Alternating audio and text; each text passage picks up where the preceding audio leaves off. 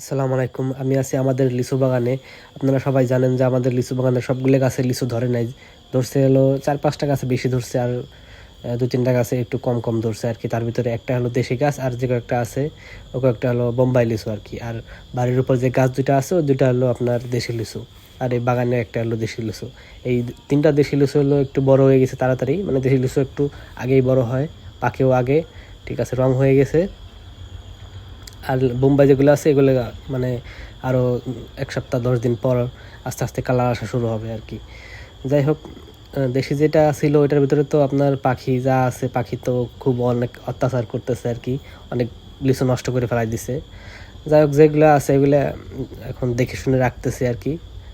হয়তো বা কালকে কিছু, বাজারের দিন আছে, কিছু উঠাইতেও পারি বাজারে।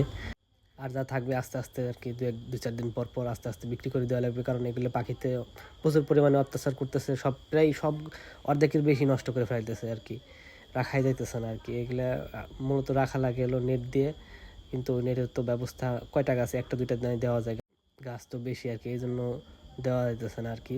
দুইটা দেওয়া হয়েছে, আর এখানকারটা দেওয়া হয় না আর কি।